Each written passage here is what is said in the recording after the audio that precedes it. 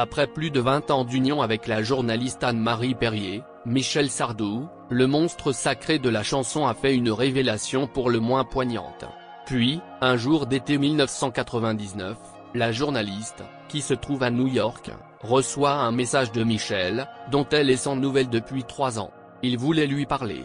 Elle le rappelle et on lui dit « J'ai une question à te poser et tu dois me répondre par un seul mot, oui ou non, veux-tu m'épouser ?» Le 11 octobre suivant, ils échangent les alliances à la mairie de Neuilly-sur-Seine, s'engageant pour le meilleur et pour le pire.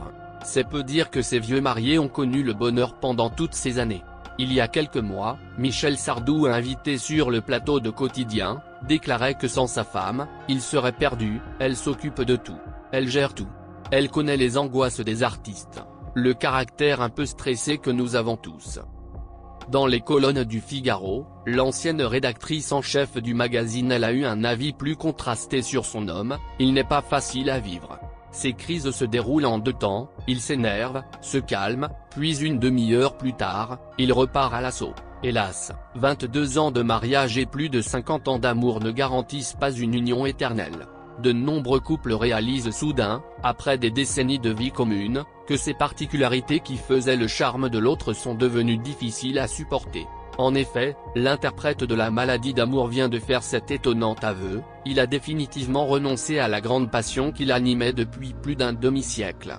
Et sa résolution est sans appel, quand je prends une décision, je la prends définitivement, a-t-il insisté. Rassurez-vous, si pour beaucoup, le quotidien use, abîme, défait, pour ces deux-là, il reste une source infinie de joie. Parce qu'ils n'ont toujours pas rattrapé ces années passées loin l'un de l'autre, et parce que l'activité trépidante de Michel Sardou ne leur laisse pas l'occasion de s'ennuyer. L'artiste interprète la pièce de Sacha Guitry N'écoutez pas, mesdames depuis septembre 2019, et est en tournée dans toute la France. Il est ravi de faire résonner sur scène les bons mots de ce merveilleux auteur.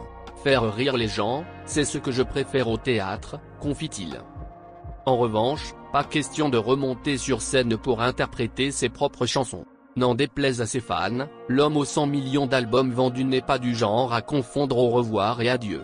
Il y a 3 ans, il mettait fin à sa carrière musicale, estimant qu'il n'avait plus sa place dans le monde de la chanson. C'est encore vrai aujourd'hui. Je ne peux pas changer de style ou prétendre être à la mode, ce serait ridicule, dit-il.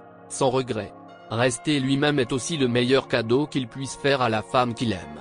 Et si l'âge mûr n'était pas tant l'âge de la sagesse, comme on a coutume de le répéter, que celui de la franchise, et si, juste avant d'entrer dans la vieillesse, on ressentait le besoin de ne plus faire semblant que tout va bien, de tout embellir pour ne froisser personne, et si, tout simplement, cet âge était celui de la liberté.